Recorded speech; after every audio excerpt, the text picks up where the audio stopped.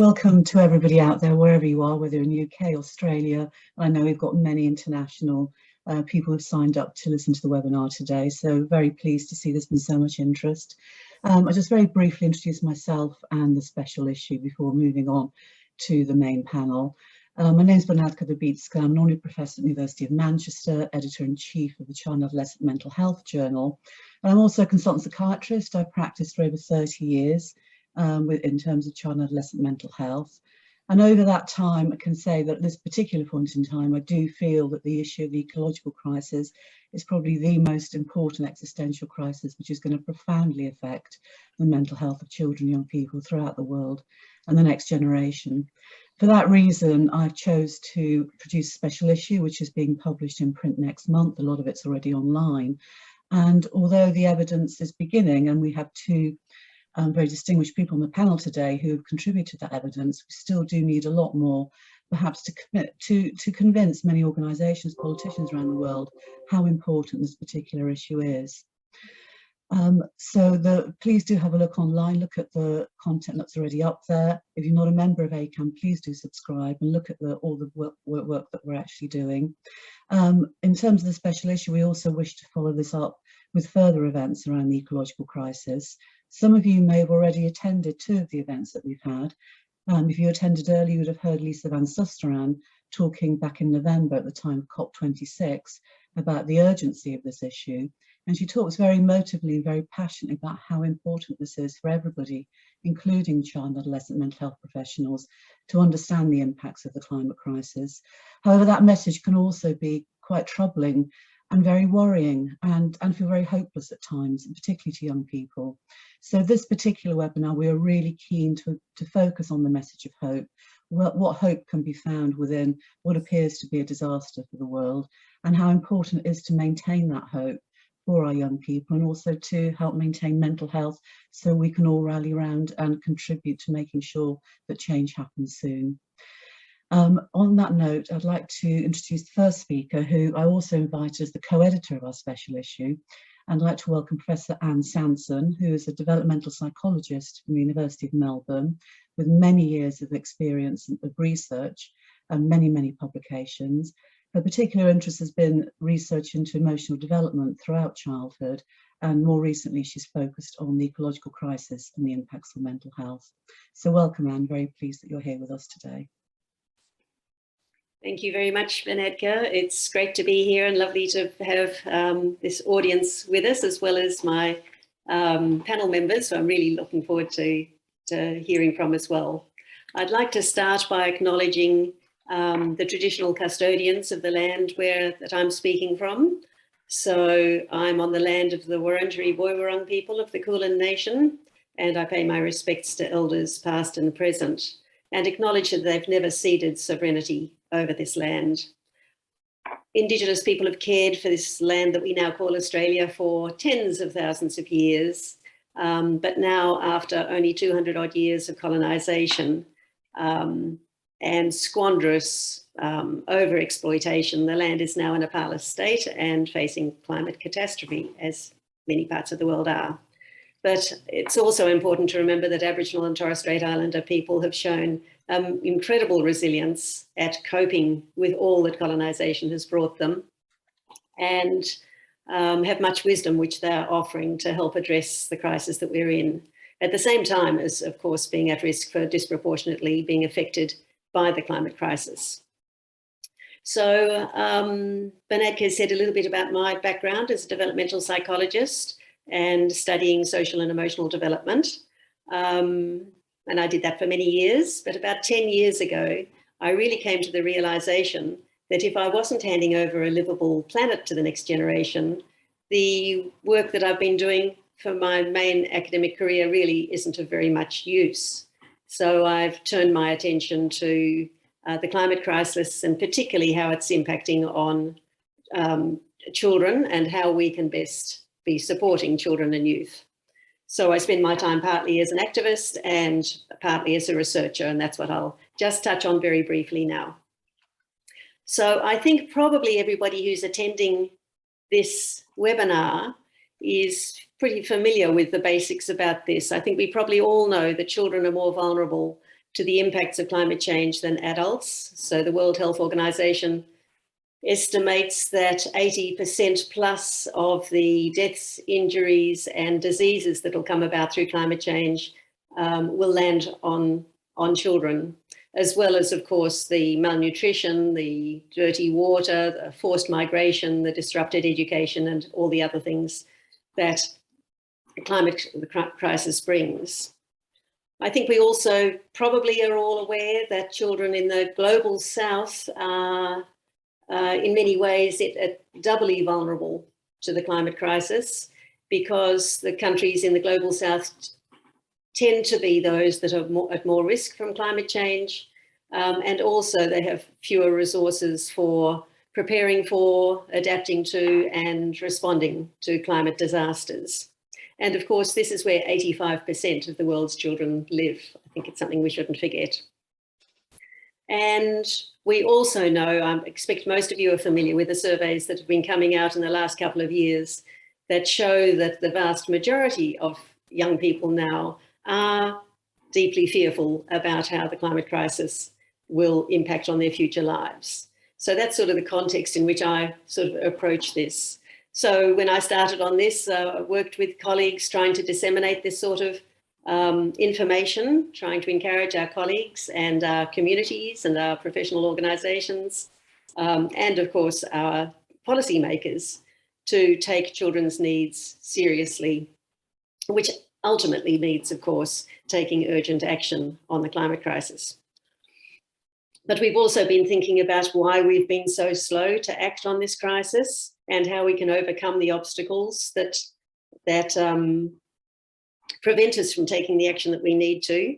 And John will have a lot more to say about this in the context of hope, and also about how we can best support our kids. We found that there's a big demand from parents and teachers and others for talks and workshops and resources to support them in thinking about and developing ways that they can talk to children about the climate crisis, with careful listening to them being the first essential ingredient there, helping them to manage their distressing feelings, to develop effective coping mechanisms, spending time in nature, all these sorts of things, and building their sense of efficacy and hope, with doing something about it being a very important part of that. So my mantra really has become the best antidote to anxiety is action, and that I'll be interested to see what our young people have to say about that. But another question we've explored has been, what characteristics should we, as parents, as educators, etc., be building in our children so that they are best equipped to handle the massive changes that they're going to encounter in their lives? Not only from climate change. You may have seen the modelling that's recently come out that shows that kids born today will experience 4 to 7 times as many climate disasters as their parents over their lifetimes. That's if we act enough to keep global warming to below 1.5 degrees, which is now looking quite challenging. As well as, of course, the insidious, longer lasting climate effects that I'm sure we all know about. But not only will they have to cope with those the unstable climate that they're moving into, but also they'll need to be dealing with the massive social transformation that we need to go through if we are going to stop climate change from becoming utterly catastrophic, which really means changes in all aspects of our lives, how we shop, how we travel, how we work, basically every aspect of our lives, as well as potentially massive system change as well. So, it seemed to me that we really need to think, how can we best prepare kids for this sort of a future? And this work is built on the longitudinal studies that I've been involved in for many years. The longest lasting one started in 1983 and is still going strong. So these are studies where we followed kids from infancy all the way through into adulthood. And one of our interests has been in positive development. So what does it take to be able to, using Freud's definition, to live well, love well, work well, play well, and expect well? And when we started to think about the characteristics that kids are going to need in the future, in the context of the climate crisis, we found that these characteristics matched our model of positive development quite well. So we think it's things like self-regulation, the ability to manage your difficult emotions when things get tough, instilling the bigger than self values. So the things like caring about justice, caring about nature, empathy for others, having a strong sense of self-efficacy, believing that what you do matters and can be effective. And then there are things that are more interpersonal, like the ability to work in teams, because we're going to have to work together to get over the problems that we confront. Being able to resolve conflicts and negotiate effectively and non-violently. There are going to be lots of sources of conflict ahead of us. So interpersonal things like that. And then the third category is social and community connectedness. So valuing communities, enjoying helping out and volunteering, being interested in the world around them, believing that people together can solve problems. That's a really important one, that collective efficacy. And knowing how to act effectively as a citizen, building those active citizenship skills so you can influence decision makers. So we argue that these are the sorts of things that the next generation is going to really need in order to cope and to contribute to solutions, acknowledging that it's going to be challenging times ahead. So the next question for us was, how do we build these skills in younger people? What things in earlier life lead to higher levels of positive development? So we used our longitudinal data set to look at the kids who were high on our measure of positive development and to see what things were happening earlier on in their life, which seemed to lead on to that. And we found 4 things there. One was self-regulation from a very early age, being able to manage your feelings, to stay on task, not flying off the handle. Another is having strong and supportive relationships with parents and peers and teachers. Another was from very early on being a contributor to their community. So for little kids, that might mean helping the neighbours bring in their shopping. For older kids, it might be volunteering and joining groups. And then a strong sense of connectedness to school came out. So feeling like school was a place that really valued them as individuals, where they had strong relationships with their teachers, and where they felt school was actually preparing them for the world that was ahead. So academic achievement wasn't a predictor, but feeling that sense of connection was important. So it seems to us that these are the sorts of things that we, as parents and teachers and others who work with children, we should have in mind in building our kids' capacity to cope with what's coming ahead. And the interesting thing is that, to me, and I'll be very interested in our young panelists' reflections on this, is that these positive development characteristics seem to be very strong among young climate activists.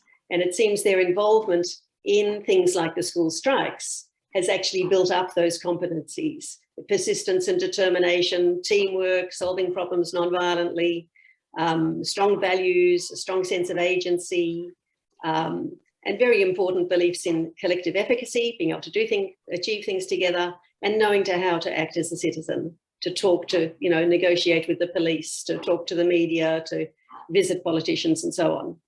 So I think when people ask us, shouldn't we protect our kids from the reality of the climate crisis and keep them in school instead of taking action with others, I think we can be confident in saying we can't and shouldn't try to protect them from knowing things that are going to be so vital to their future. And our responsibility is to help them cope with that knowledge. And I would say that one important way of doing that, among others, is to support them in taking action. And that's much more effective if we do it with them.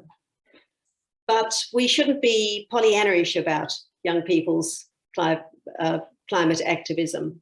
While young activists tell us that taking action builds their self-efficacy and their citizenship skills, helps them deal with their climate anxiety, they also tell us, and again, I'm looking forward to what the young panelists say, they also tell us that it can be overwhelming. It can feel as if they're being asked to take the whole burden, knowing that they may not succeed, and that can have real mental health implications for them.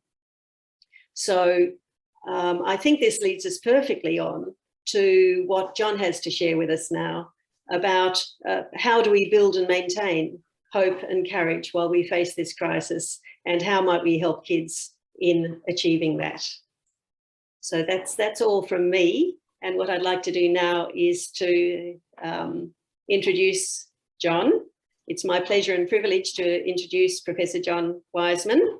Among many other roles, John is a Senior Research Fellow with the Melbourne Climate Futures at the University of Melbourne, which is where I am too, and a Visiting Fellow at the Centre for Climate Economics and Policy at the Australian National University in Canberra.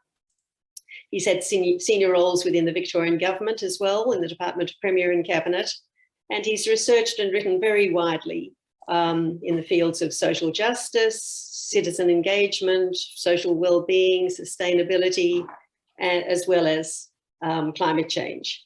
And his current work is focusing on the actions that are needed to speed us up in our transition to a just and resilient post-carbon society. And I think what he's going to be discussing mainly tonight comes mainly from his most recent book, Hope and Courage in the Climate Crisis, Wisdom and Action in the Long Emergency, along with a narrative piece that he very kindly wrote, contributed to the CAMH Special Edition that Banadka and I are editing. So over to you, John. Thank you, and thanks Anne and Banadka. And I must say it's wonderful to see the wide range of people giving their greetings in the chat from all around the world. It's really really inspiring and impressive. I would also like to begin by acknowledging that I am speaking to you from the unceded lands of the Wurundjeri people of the Kulin Nation, and pay my respects to their elders past, present and emerging.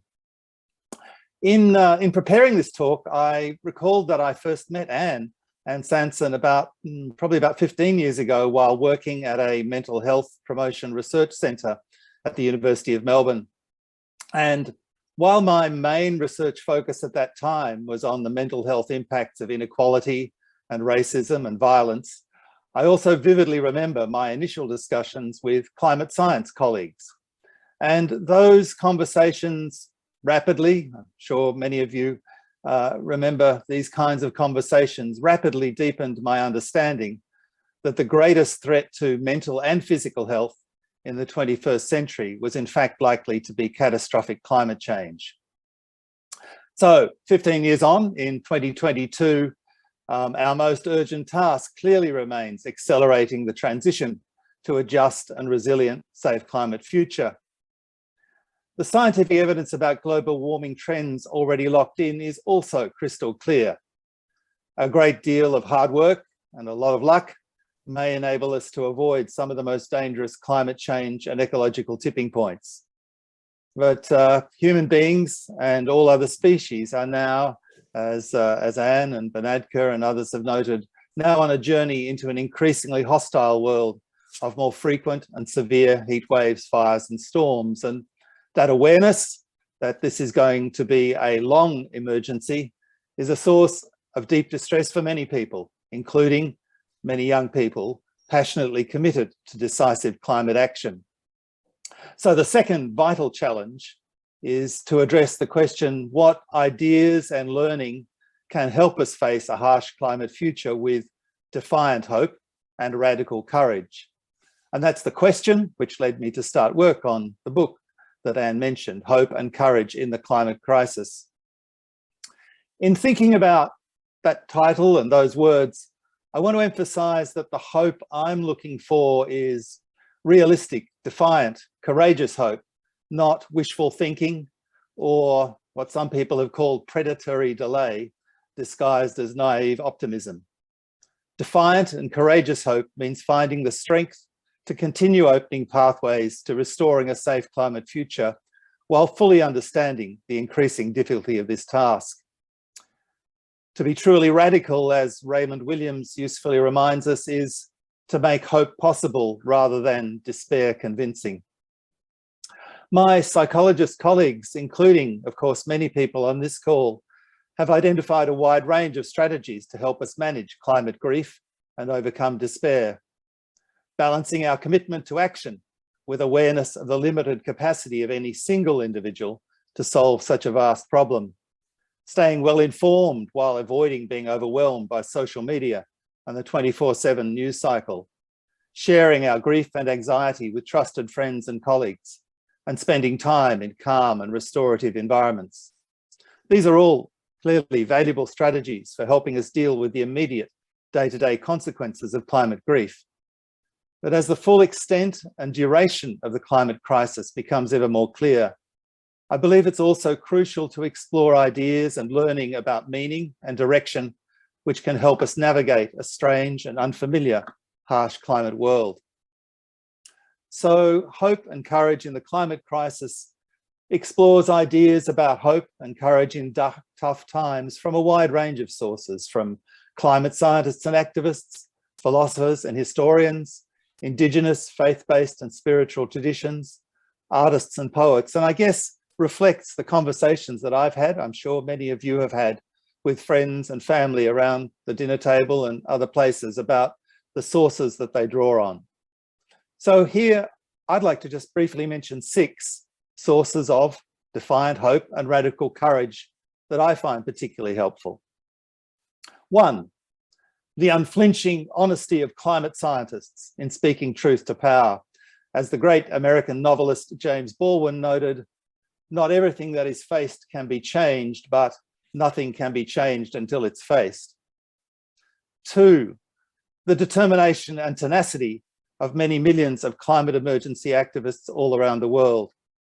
History is full of stories of extraordinary bravery and collective action driving transformational change, which once looked completely impossible. The abolition of slavery, the triumph of the suffragettes, the fall of the Berlin Wall, the overthrow of apartheid. And the great climate action movements of our time, School Strike for Climate, 350.org, Extinction Rebellion, Pacific Climate Warriors, and Seed Indigenous Youth Climate Network, just to give a few examples, all highlight the vital role which collective action plays in overcoming isolation and despair, as well as in triggering social and political tipping points. 3, and a point that Anne raised eloquently at the start of her talk, listening carefully and respectfully to Indigenous and First Nation wisdom about caring for country and the abiding relevance of traditional knowledge about sustainable fire and food and forest management practices, and also fully understanding the importance of continuing to resist and address the bitter legacies of colonialism and racist violence, which have led us to these times of risk and crisis. 4, the disruptive, transformational creativity and imagination of artists and writers, but also farmers and engineers, designers and inventors. And it seems to me that the power of imagination may be one of the reasons why so many climate activists, friends and colleagues find insight, inspiration in speculative fiction works. And one I'd particularly like to mention, I know quite a few on this call may have read, is Kim Stanley Robinson's confronting, fascinating science fiction novel, Ministry for the Future. And I look forward to a really good film version of that before too long. And I guess speaking of films, maybe this, the emphasis, the importance of imagination helps explain why films like Don't Look Up, which I'm sure people have a variety of views about, but I think what is clear is it's playing a very useful role in sparking debate about the sources and drivers of climate action paralysis and delay. 5, learning from a wide range of secular and spiritual traditions that the first key steps in times of suffering and despair are thankfulness, kindness, and compassion. Roshi Joan Halifax, who's an abbot at the Santa Fe Upaya Zen Center, has, just to give one example, worked tirelessly for many years as a climate action and refugee advocate, as well as a caregiver for terminally ill patients and prisoners on death row. And she notes that one of the questions she's most often asked is, how do you find the strength to keep working in such hard and apparently hopeless situations? And I find her response to this question very valuable in foregrounding the importance and the difficulty of what she calls showing up. And she says this: sitting with a dying person or a dying planet, we show up, we do the best we can. We rely on altruism, empathy, integrity, respect, engagement, and most importantly, compassion and wise hope.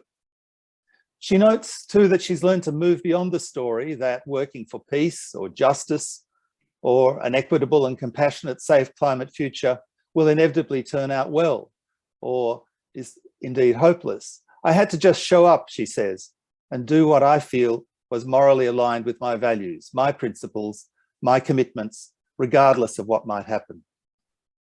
And 6, and finally, but perhaps most importantly, the comfort and delight we can still find in the astonishing, fragile beauty of life on Earth, in walking in the mountains, in the bush, or by the ocean.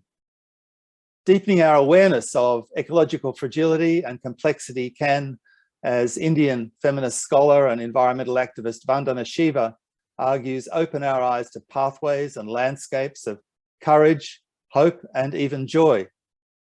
My joy, she says, comes from the awareness that I am part of this amazing Earth. I'm part of this amazing universe. And then the next step in the build-up of joy comes from flowing with the paths that are laid out for us. You can call these ecological paths, if you like. And she continues, we can look at the collapse and despair and say, oh my God, we're going over the precipice. Or you can take one seed and plant it and ask everyone around you to grow their own seeds of change, seeds of joy, seeds of freedom, seeds of hope. These then are just a few of the ideas and insights, strategies and practices which help me answer the question I've set myself.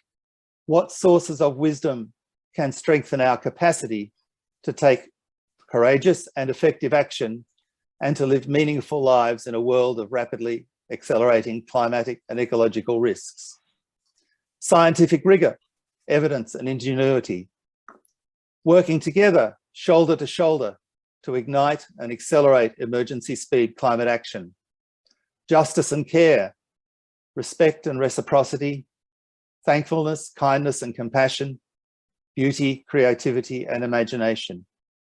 And also these abiding gifts, the laughter of children, the comfort of old friends, sunlight on the water, the wind in the trees, the silence of mountains, the roar of the ocean. I'd like to conclude by thanking Matt and Benedka for organising today's event, and also Anne, Rhiannon, Nathan and Kirsten for joining me in this conversation. I'm really looking forward to continuing the discussion with you over the next half hour or so. Thank you. Thank you very much, John. I know everyone will have lots of thoughts and reactions to that. Somebody in the chat has described this as a beautiful and thoughtful presentation, and I don't think we could get better than that, and they'll be really looking forward to continuing the discussion too. So now we are turning to our 3 young panelists, 2 from the UK and 1 from Australia, and we're starting off with Kirsten from Australia. So it's my pleasure to introduce you to Kirsten Hoffman. Some of you might know that young Australians have been leading the way in speaking out on the climate emergency and the need for urgent action, and have been very creative and inspirational in doing so. So only 3 months after Greta Thunberg started her school strike in Sweden, we had over 150,000 young Australians on the streets around the country, and those numbers have only increased since then, except of course they can't be on the streets because we have a pandemic, but they are still very concerned and very active. So Kirsten is one of our inspiring climate activists. She's also a law student at the Australian National University in Canberra. And she only started her involvement in direct non-violent action last year, but has been extremely busy since then. She was a legal observer during a blockade against a fossil fuel company. She was active in participating in protesting about our environment minister, who had, the federal court had come up with a ruling that she had a duty of care to young people when making a decision about a new coal mine. And the minister has decided to appeal that decision. And Kirsten was there expressing our disgust at that. She's also been involved in the blockade of the world's largest coal port in Newcastle on the east coast of Australia. And she's been, as a mark of honour, I expect, has been arrested 5 times and has spent 3 nights in a watch house. So I'm very pleased that she's here to share her insights and her take on the messages that she's heard from John and myself, I suppose, the things we've been talking about. So over to you, Kirsten. Thank you, Anne, and thank you everyone for being here. Okay, well, when you talk to climate activists, particularly in Australia right now, you might find that we get up in front of an audience stammering and not really knowing how to express ideas like hope and courage, because we're actually incredibly angry. And often we've come straight off the field. We've been running around dealing with police. Yeah, I'm actually up to 6 arrests now. And it's been 4 nights in the watch house. So there was like 5 in 2 weeks in October, and then the 6th was pressing a stop button in Newcastle Coal Port.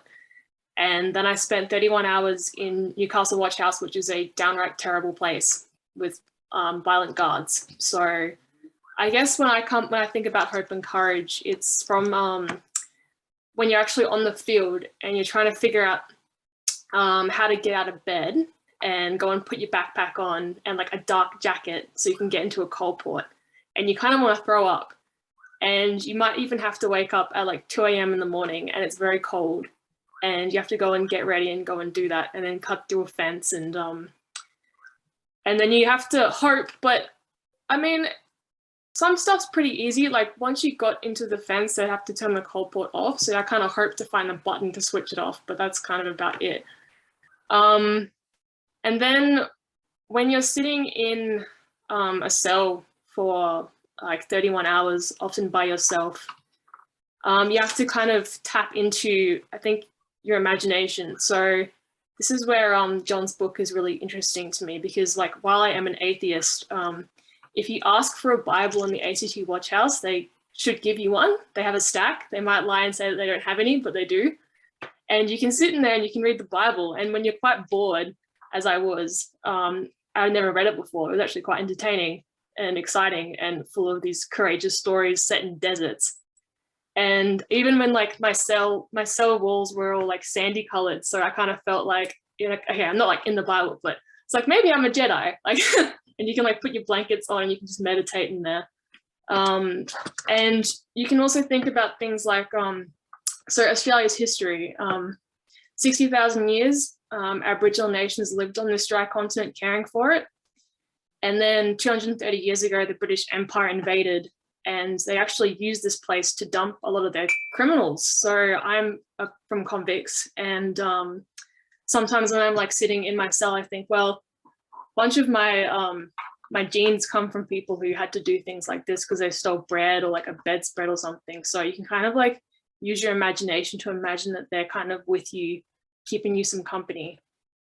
And it is, at the moment in Australia, I mean, it's a shame there's no First Nations people on this call, but our teachers of like the really intense climate activists behind the scenes, we have a lot of Indigenous teachers, and they train us how to see the land, how to stand up for ourselves, how to take less shit from people, and how to deal with the trauma of prison, because to them, a lot of them, like their families have been in, and it's just like they know about your min number and how they're going to get food and stuff.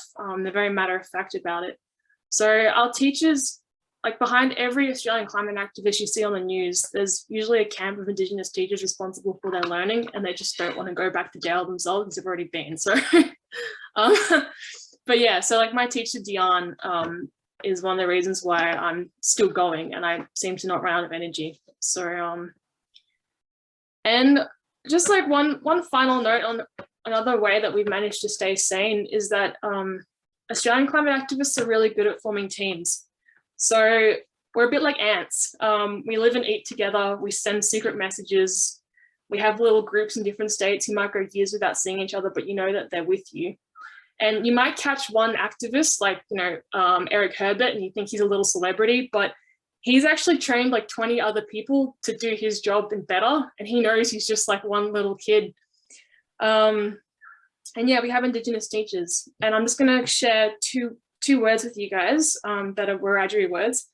So there's Walin, which means strength, and Yadabidi, which means dream big. So I guess Walin is a bit like courage, and Yadabidi is like hope, but it's dreaming big. So you see those 60,000 years, and you see your ancestors with you, and you see the descendants that we hope to have one day.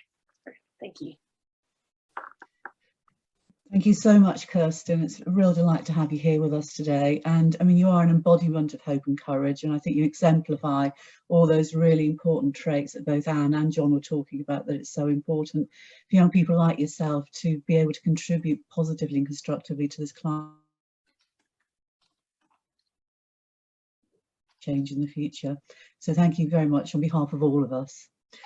I'd like to now move on to our next two young people who've joined the panel today. I'm going to introduce Nathan and Rhiannon first and then Nathan. But I'll just mention something about them both together, because we've both been involved together over the past few years with the Royal College of Psychiatrists, working on this really important issue.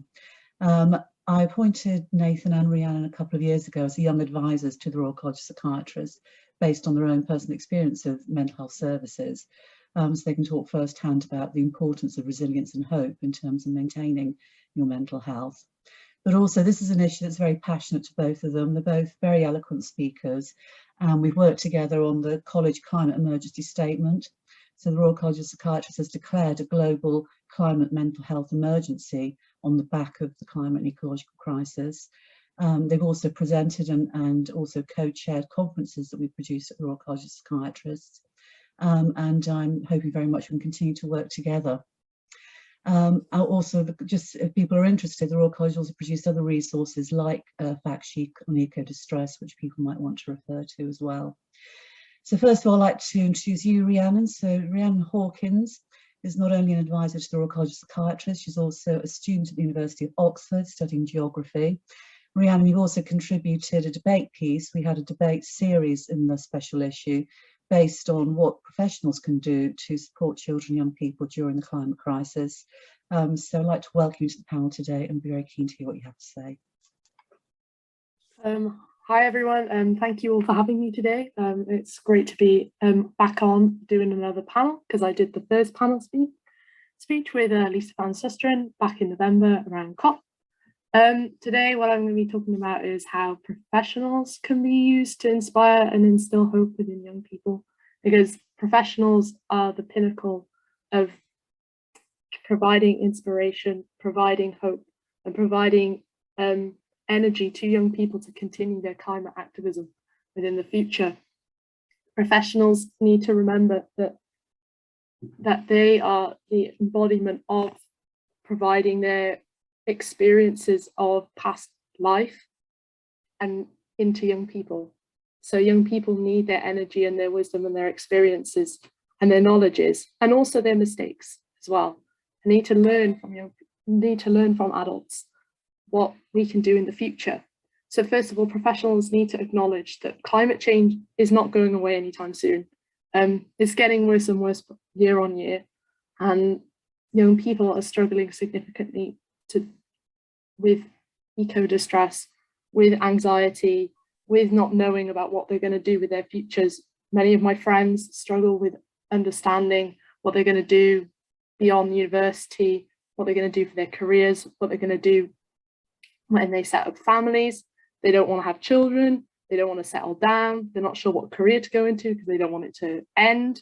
It's all quite an unknown experience. However, within those dark times, young people manage to gain hope through professional experiences, and clinicians are the embodiment of this.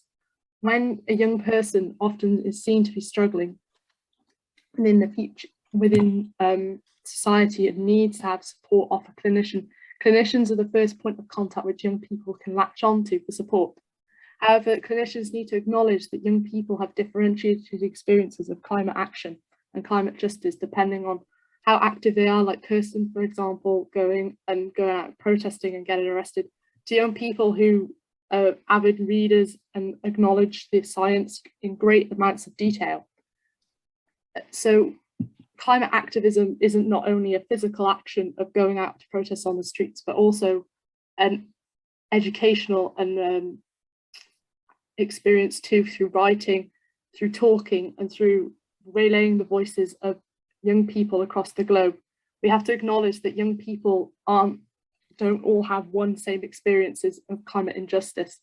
Young people across the global south are more vulnerable to climate experiences because not only due to the fact that nations are less prepared to combat the climate change, they're in more climate vulnerable zones, but it's because of past actions of colonialism and epistemological violence being enforced upon their bodies through the pathologization of their minds, and health systems such as psychiatry can often force prescription medication, can often force hospitalization, can often enforce violent ways of treating young people through research in a westernized manner, and not acknowledging the actions of Indigenous leaders, knowledges, and learning from their elders in the future.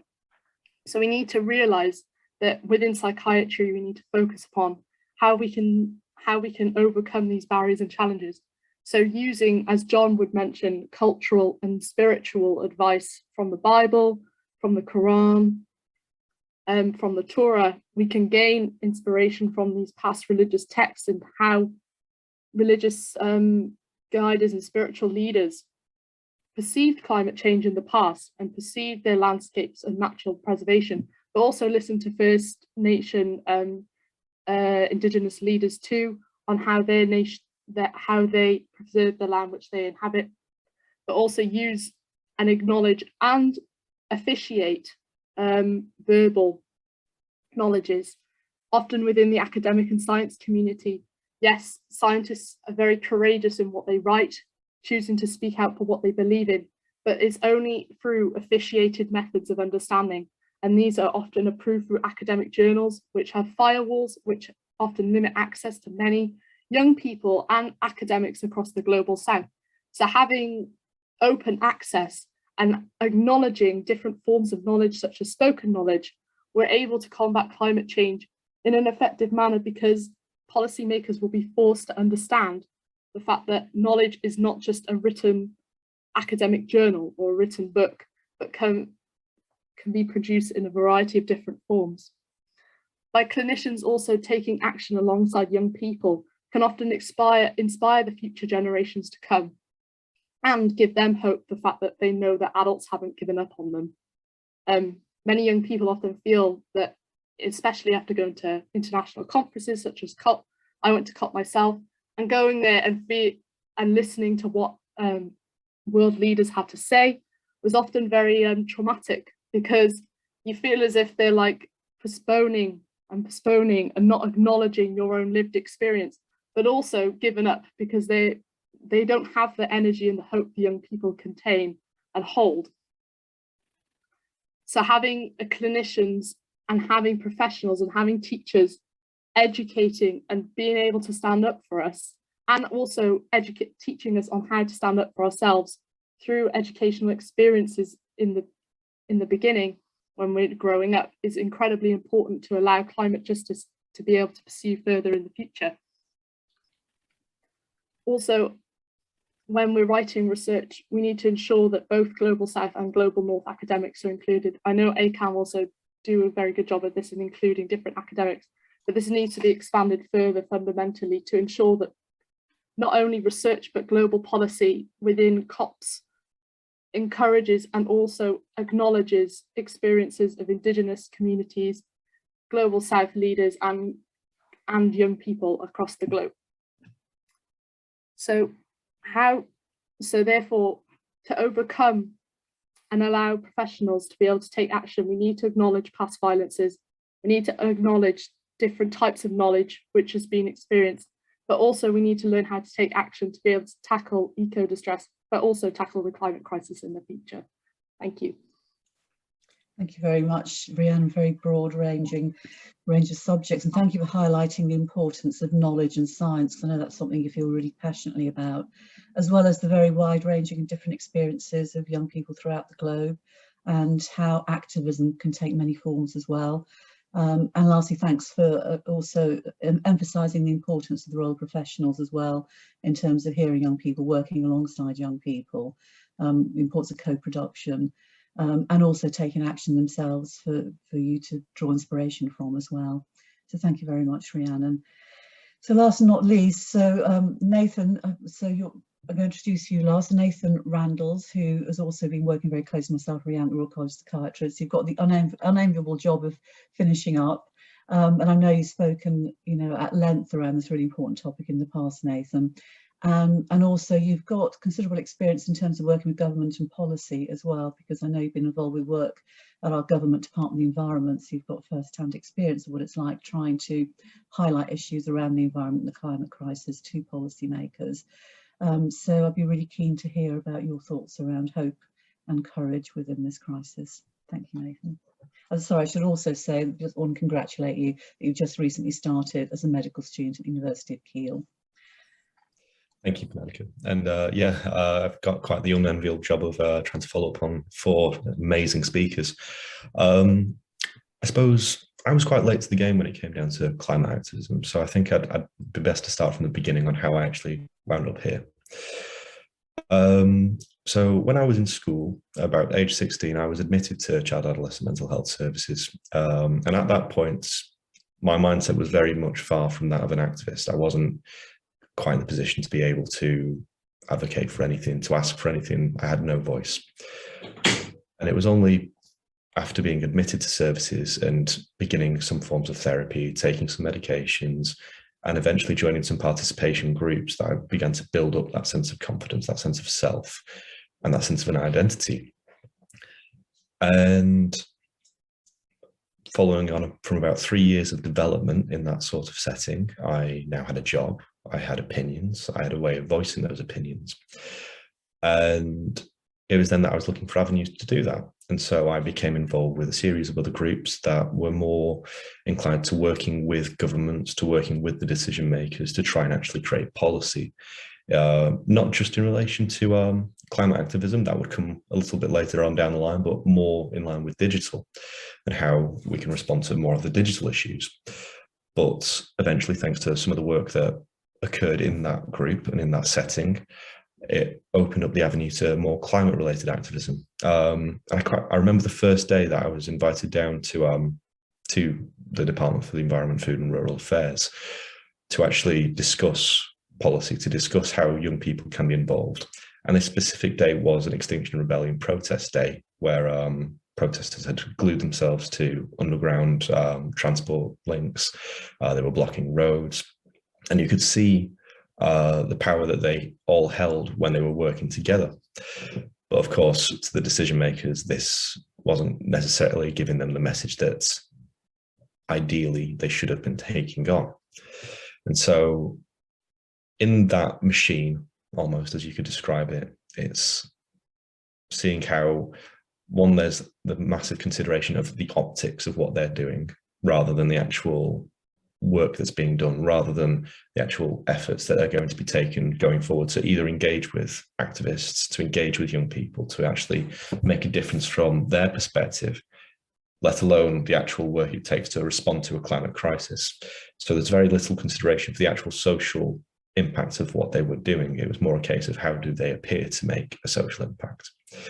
And so there was positives to be done there. I mean, the fact that we were in the room with decision makers in the first place was a miracle.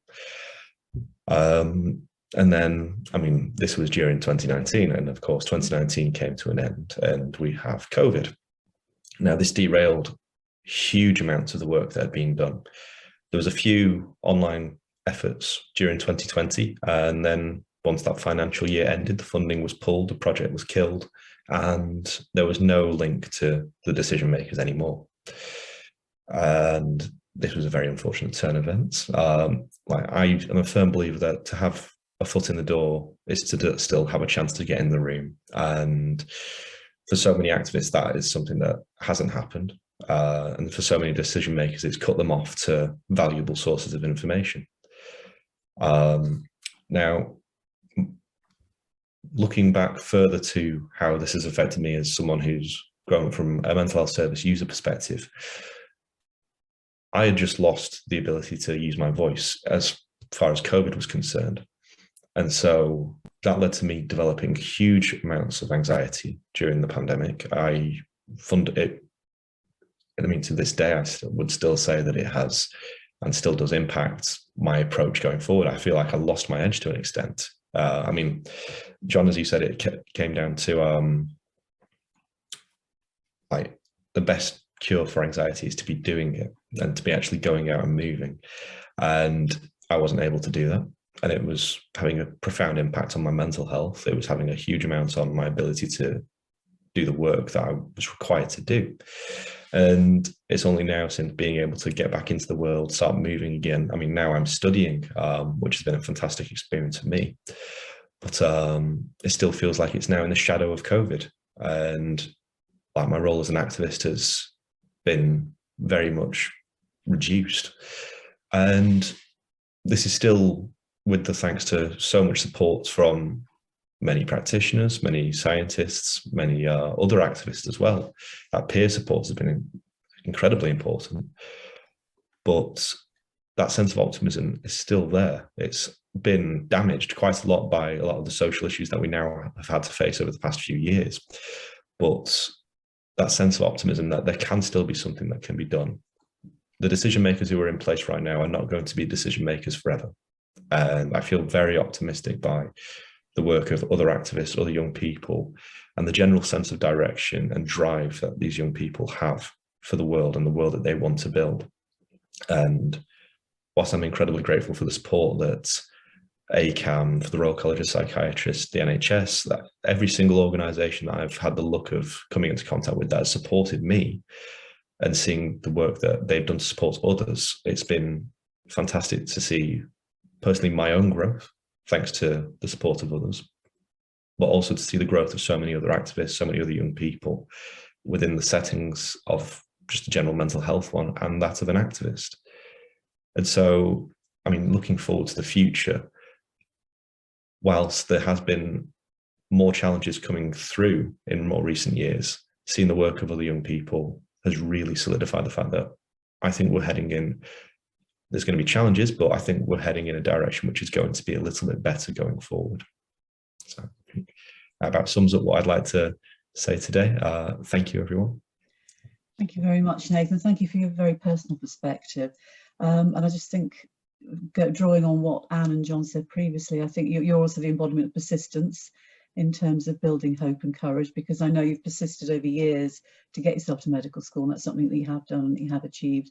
And within, you know, and within the context of your mental health difficulties, you've contributed a phenomenal amount. And as you talked about, you've drawn on the importance of team working and peer support, which we heard, you know, is so important to so many young people. And so thank you so much for sharing that, Nathan.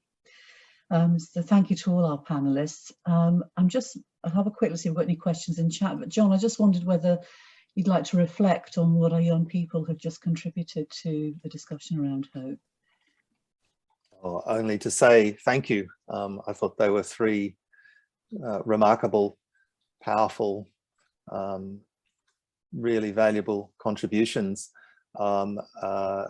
And that they all, I think, in their different ways, the only thing I would say is that they all also really highlight the point that Anne made, is that you know, the most powerful antidote to despair and anxiety is action.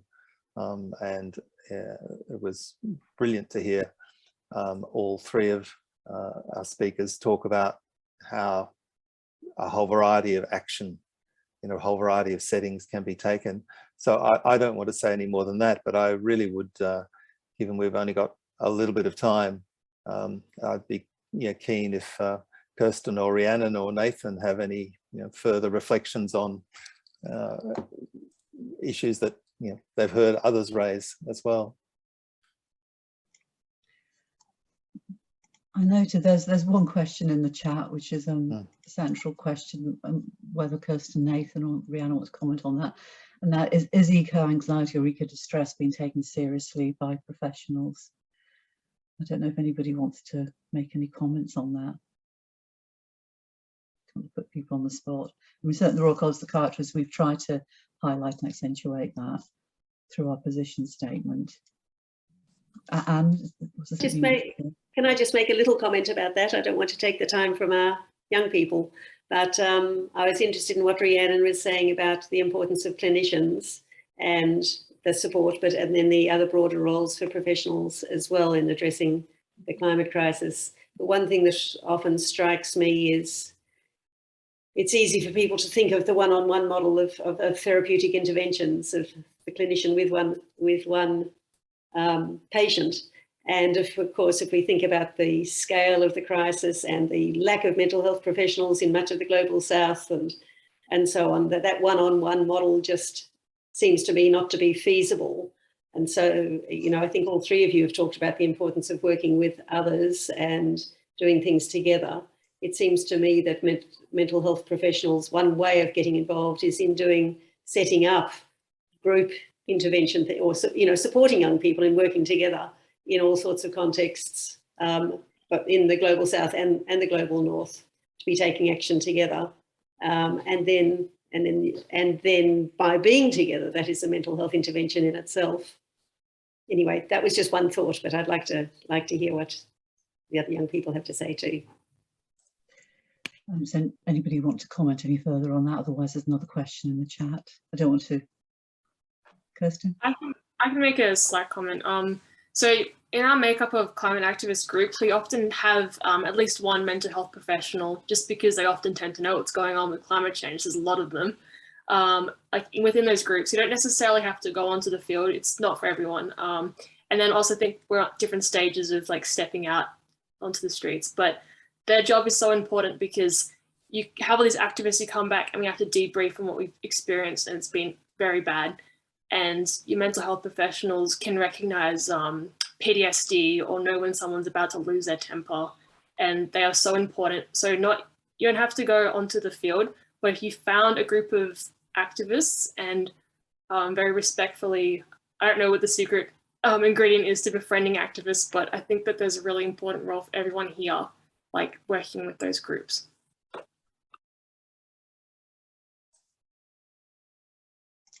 Thank you very much, Kirsten. I'm just picking up, there was a couple of questions in the chat related to anxiety just before we finish. So there was one question about whether there was a danger of pathologizing eco-anxiety or eco-distress. So I'd just like to say in relation to that the Royal College of Psychiatrists fact sheet on eco-distress specifically states this is not a disorder and it's a completely understandable response to the ecological crisis. But of course, you know, if some young people are already struggling with mental health problems, that can further contribute to their ongoing distress.